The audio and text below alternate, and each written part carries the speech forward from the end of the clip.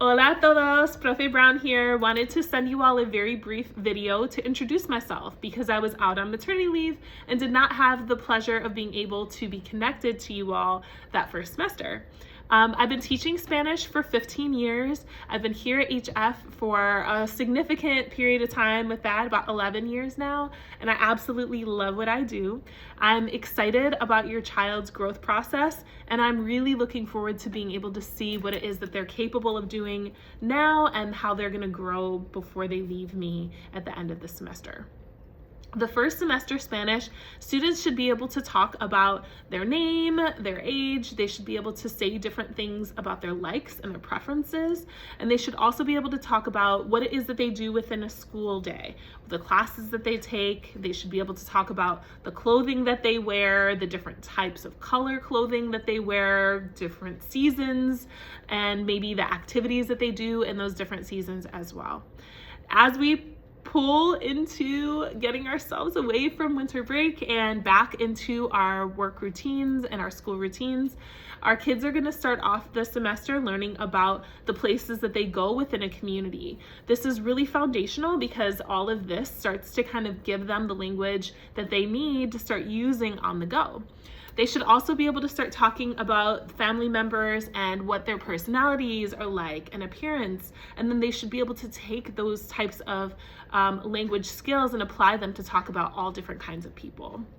And then the last unit focuses for us on different types of foods. So students would be able to order foods and make lists about things that they would need from a grocery store or maybe an Instacart order, something of that nature. So talking about what it is that our kids are going to be doing for this second semester, the most important thing is that our students are going to produce language. That means that they're going to show that they can speak, listen, read, and write in the Spanish language, and it takes a lot of authentic, real-life tasks and resources to get our kids to feel comfortable doing that in a way that's not modified with like textbook ancillary materials. Meaning our kids should be able to listen to an actual advertisement or read some kind of poster or things that they would actually see in a real life experience and use that with the Spanish language. That is our measuring tool to see whether our kids are really growing in the language. If you notice that your child needs tutoring, that is offered on Thursdays after school, typically in room 224. Sometimes the rooms do alternate, so we just make sure that we keep our kids updated. We'll have that posted, and it always happens weekly from 3 to 4 p.m. The next thing I want to heighten your awareness to is grades. I know that that's a really big emphasis while we're preparing for whatever post-secondary goals that our kids have in mind. So we want to make sure that our kids are feeling really strong with their academic performance through the measure of what grades show. If there's some kind of failing grade, it typically is an indicator that there's a missing assessment or that there's missing work.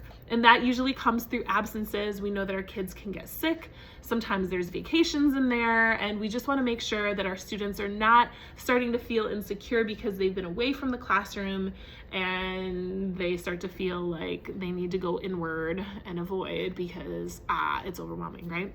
So if there's anything that you can do to support, it's just in making sure that you stay connected with me if your child needs to be away for an extended period of time, or if there's some kind of chronic absences that would pull them away from being able to comfortably be here for their learning process. The next thing is that all of our in-class practice activities are intended to give our kids what they need to produce what they have to for the tasks on their assessments. So that's the other reason why it's important to be here.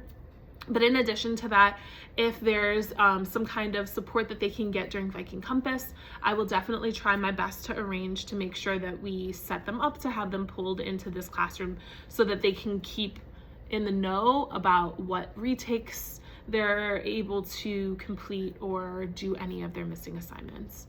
If there's anything that you need from me along the way, please email me. Stay in touch. I'm excited to be able to support the best that I'm capable of doing. And then in addition to that, we want to make sure that they're understanding that their language journey doesn't have to end after Spanish 2. It's always to their advantage to continue on with the language, whether that means that it's going to be credit that they can take here and not have to take when they go to college, or they want to actually start to do some kind of international studies and see themselves using the language in whatever capacity that they're excited to use in their career path. So that is the reason why we are looking to make sure that your baby is top tier, okay? If there's anything that you need, please let me know. I'm excited to be back with you all in the classroom in just a few days. So enjoy your break, Happy New Year, and I'll see you all soon. Take care.